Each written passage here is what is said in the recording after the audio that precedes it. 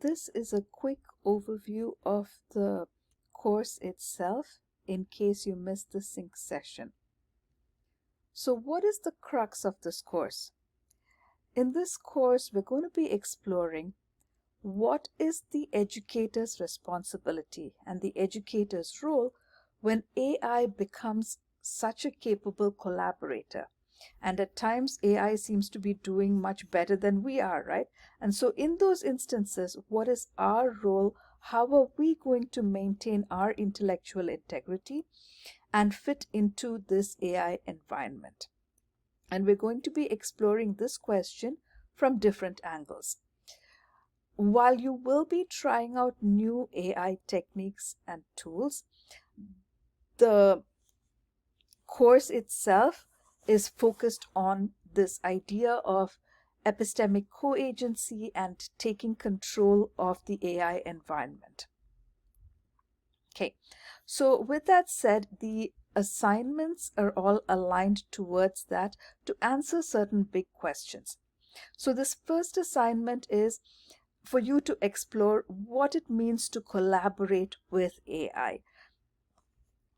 The next assignment, where in week 2 you'll be creating a custom GPT or a gem. How do you intentionally design AI? Because when you're creating a gem, you're doing a design process. So how can you intentionally do that?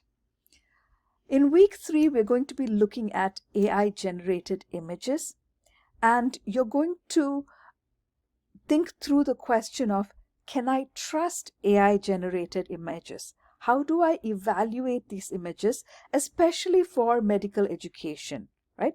And so that's what we're going to be exploring in the third assignment. The fourth assignment, week 4, deals with assessments. A big challenge currently is the fact that students are using AI to complete their assignments. Students are using AI to write their papers. Students are using AI to generate their code for a computer science course. Students are using AI to generate SOAP notes.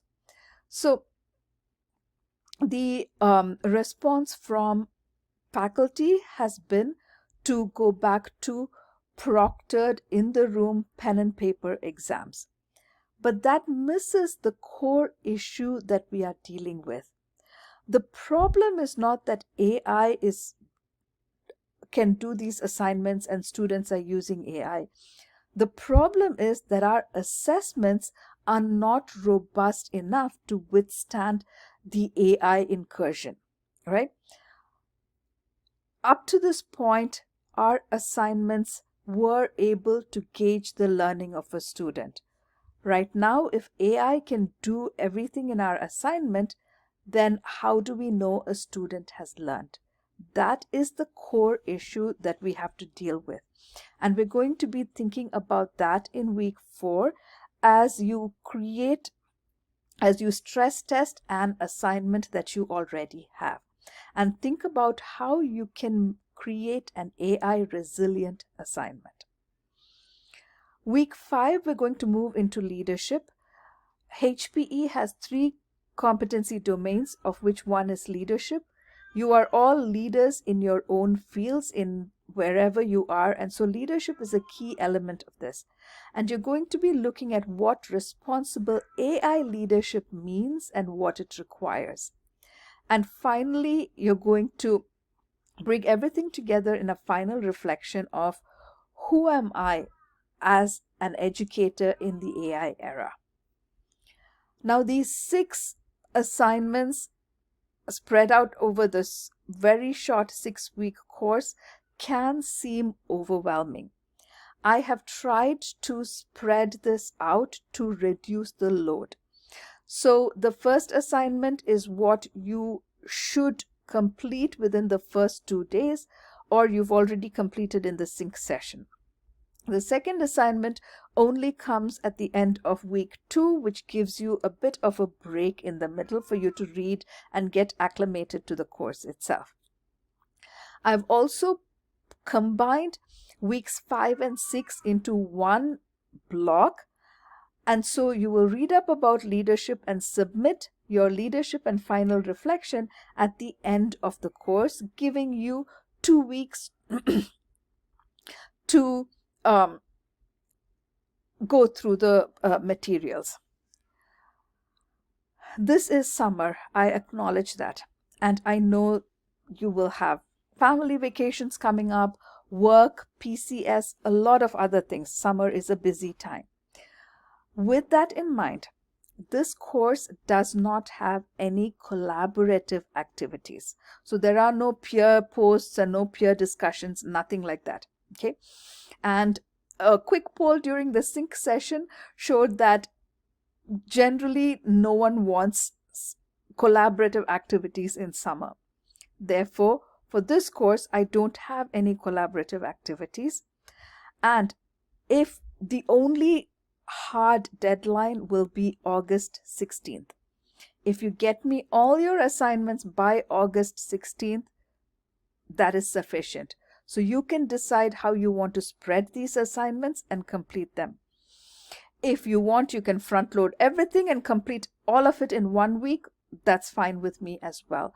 So the spacing out of the course and the time pacing of the course is all in your hands. I will note that over the 6 weeks, I will be posting short videos on different topics of interest as they come up. This is a fast moving field, as you know, and so I like to throw in things that are happening around us contemporarily and generally other ideas that are coming up. If you go to the course site itself, if you have not completed the first assignment, please click on modules and that will open up and show you the process you're supposed to follow to open up all the content. This is only for this first week. After this week, when you have completed the first activity, all the content will open up and your course site should look like any other HPE course. For now, though, just to give you an idea of how the other pages of the course site look,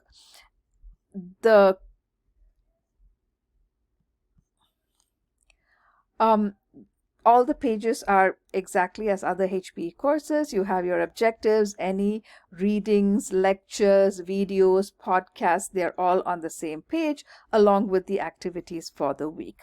Okay.